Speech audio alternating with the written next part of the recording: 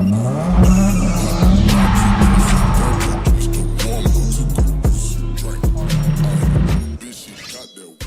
morning. We're here at the shop today. The reason the car is still here is because we have tires coming today to my house, unfortunately. And then tomorrow, hopefully we'll get them on and the car will be ready to go again, which is exciting. If you follow my Instagram on the screen, you've probably already seen the teaser of what I did to the S14, but we're gonna do some B-roll and head back to the shop and start working on one thing that I noticed, and I'll talk to you guys about that in a little bit. But right now, let's go.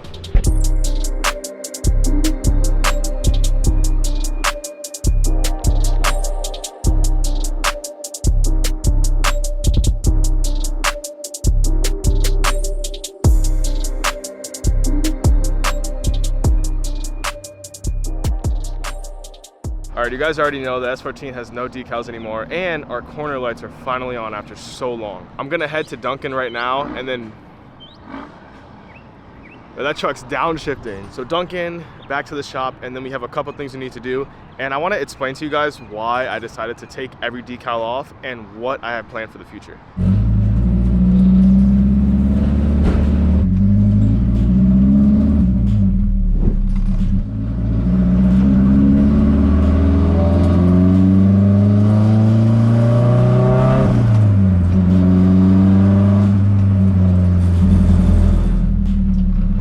Japan, for the most part, the culture there is to become the best driver you can, and once you reach a certain level, that's when you get the livery, that's when you get all the stickers, that's when you make the car look crazy good. But most of the guys in Japan don't worry about anything but driving. With the car redesigned like this, it doesn't stand out too much. There's not a bunch of different teams on the car. It's just an S14. And yeah, sure, it has style with the arrow and everything, but I want to create style through my driving. We're gonna have one team decal right here, and this is just gonna be my personal exclusive decal. So when I start my drift team and I start having more drivers, each driver will have that decal in the same spot. And the main point of this is to just have a plain car with your team decal, and your main focus is driving.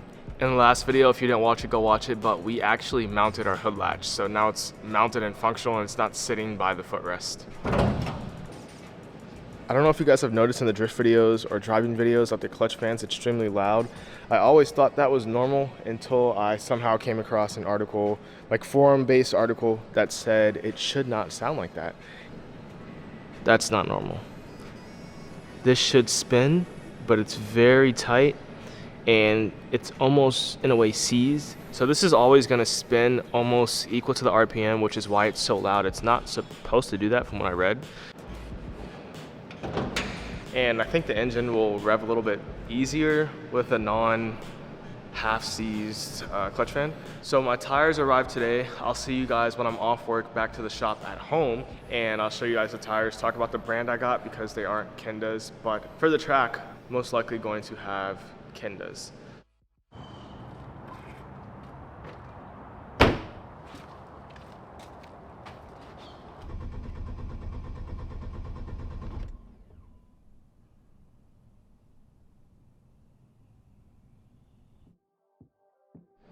Well, here we are, just about a week later. It's 7 in the morning. I'm really tired right now, and I'm in a rental. So yes, it took a poop. The ECU is done, so I'm trying to figure it out right now. It's in the 240 spot back at the home shop. The reason I'm tired is because I was on SEM till like 12:30 last night. By the way, if you guys want to drive SEM, let me know. My Discord link will be in the description. Join it, and we drive all the time. Also, hold on real quick. I gotta show you guys. The AFR and oil pressure gauge were like facing down, and so I went underneath and I kind of like put a bolt in and then tied it up and figured something out. But look, they're sturdy and they're all facing the correct way.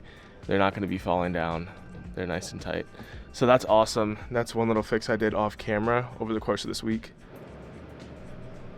We got new tires, so we're going to be driving again very soon. I'm going to come back to these real quick. They aren't Kendas, they aren't Valinos. They're actually Ironman tires. We're going to talk about that, but first let's get the clutch fan off.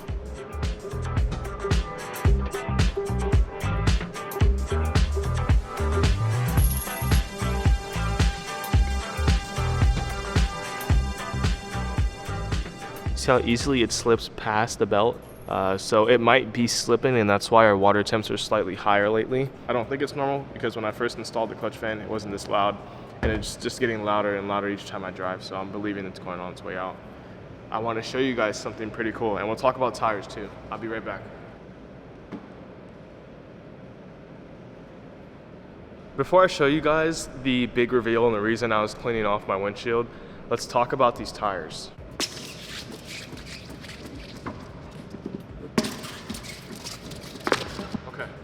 So these are Ironman Gen 2s, and I've read on forums that these are pretty decent drift tires and they last a pretty long time. Keep in mind, I ran 245s previously on the S14 in the back. These are 235s, so these are our desired tire size. And they have about a 380 tread wear, so they're kind of hard, which should be good. We'll be able to have not too much grip like we had last time, but just the right amount, and we can actually dial it in. Maybe run these at like 35 to 32 PSI or even lower if we want more grip. These are obviously my street tires. For the track, my desired setup I really want to try is going to be Kendas or Velinos, but obviously those are a little more expensive, take a little bit longer to arrive, and I don't want to run those at truck stop because truck stop eats tires, and I just don't want to run them on the street in general.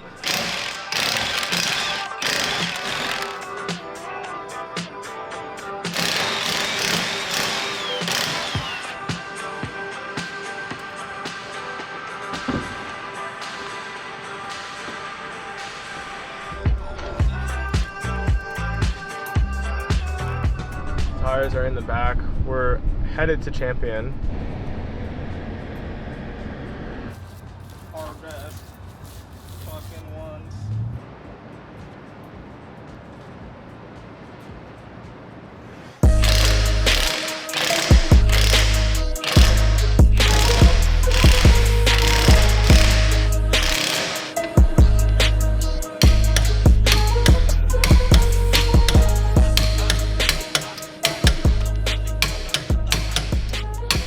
All right, so the new tires are on, and I did not realize this, but we have an issue. Hopefully it will be solved before the end of this week. Now, I had 245s in the rear and I had 245s in the front. But now that the rear is 235, the front is a 245, and that is a weird setup that I do not want to drift on at all. So I did order Kendas for the front 235/40 17s, and we have our Ironman Gen 2s in the back, which are 235/40 18s. So square setup besides the difference in 18 and 17-inch wheels. Now that the new tires are on, we're gonna go on a little test drive to see how the car feels, see how much grip we have. Hopefully it's not too much. I need to check the PSI on the rears and see what they're set at real quick before we head out. Okay, the fronts are at 30. I want to put more air in the front, so I'll leave the cap off. Okay, they're at 40. I'll leave it at 40. Okay, I'm going to take the fronts up to 40 as well, so it'll be 40 all the way around. I think that's a good baseline to start, and we'll go from there.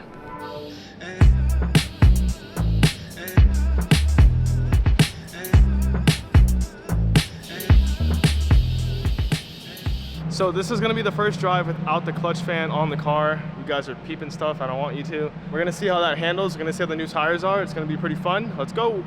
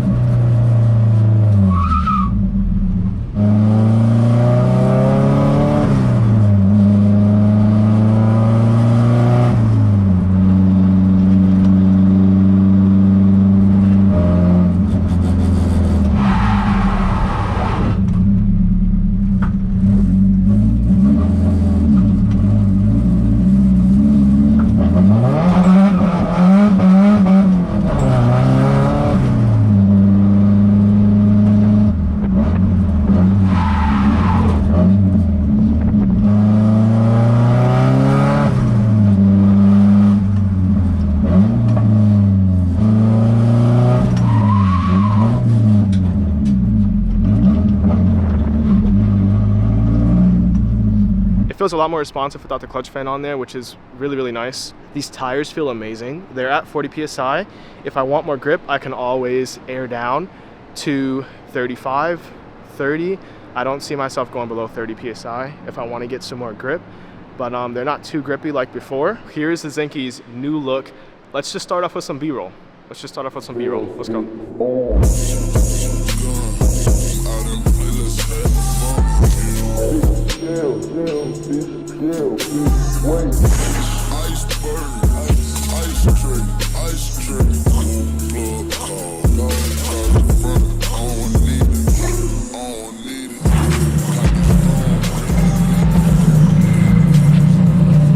Thank you guys for watching this far. If you guys enjoyed this video, leave a like. If you like the Zenki's new look, leave a like. If you guys are ready for another drift session, leave a like. I'll see you guys next week. Thanks for watching.